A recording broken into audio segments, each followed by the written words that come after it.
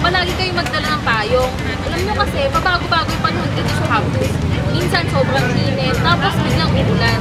Kaya kung ayaw nyo magmukhang choco na gatas dahil sa dami ng tan lines nyo, or magmukhabas ng sisiw sa mga klase nyo, make sure you always bring an umbrella, okay? Tip number 2. Always get your 1/4 sheets of yellow paper ready. Then, bago ka pumasok sa klase, always secure 1/4 sheets of yellow paper in your bag. Kasi malay mo, biglang magkaroon ng surprise quiz at wala kang papel, patay ka doon. So, kailangan lagi ka magbabaon ng 1/4 sheets of yellow paper. As DevCom students, we have to be in the know in terms of current developmental issues in and out of the country. Kaya naman magbasa-basa ng diaryo or online articles at my time so that you may be able to answer bonus questions during the quiz or exam. Pag nagsasalita ang mga professors mo, be sure to take down notes. Huwag lang mag-rely sa mga handouts na ipinamimigay o sa notes ng katabi mo. Bahala ka, baka mamaya kasama sinabi ni sir sa exam. Maraming group projects ang DevCom subjects. Kaya pag may group assignments, makikooperate. Huwag yung asa lang ng asas ng mga groupmates.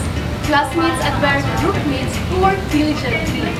Kapag tatamad-tamad ka, for sure, lagot ka sa peer evaluation nila.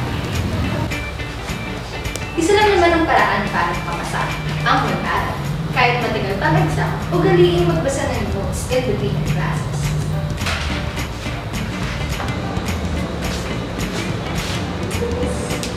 DevCom projects would sometimes take weeks to complete, or minsan, nag-o-overlap pa. Kaya huwag ugaliin ipagpaliban ng iyong requirements. Kung may time ka, pasa na! Nakukulitan na sa mga kamag-anak ng tanong ng tanong kung ano ibig sabihin ng course mo. Paduguin ang ilong nila sa pamamagitan ng pagre-recite ng Nora C. Gabriel's 2012 definition of DevCom. Development communication is the science of human communication Linked to the transitioning Of communities of poverty in all its forms, So the dynamic overall growth that fosters equity And the unfolding of individual potential. DevCom students are known for their creativity. Kaya naman sa mga projects or even sa mga simple assignments, try to think out of the box. Tulad ng mga to. Na-appreciate kasi ng mga professor sa mga students na nag-exert ng kanilang extra efforts.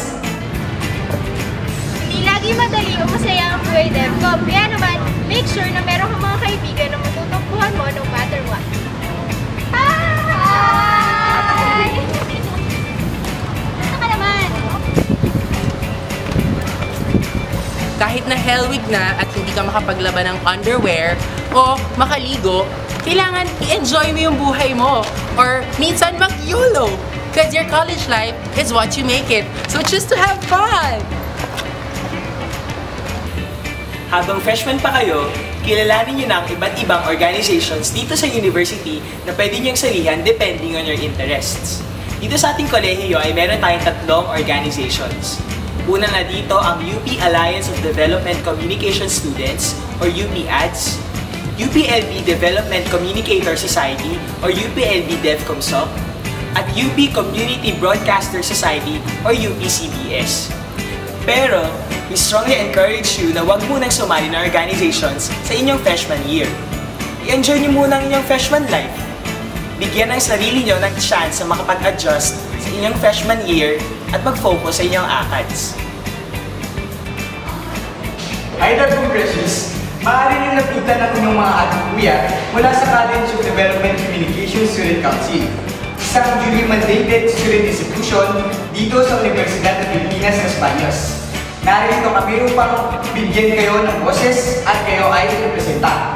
Kaya naman kung meron kayong concerns o hinaing, ay maaari kayong pumunta dito sa aming council office o lumapit sa kahit sino mga member ng student council.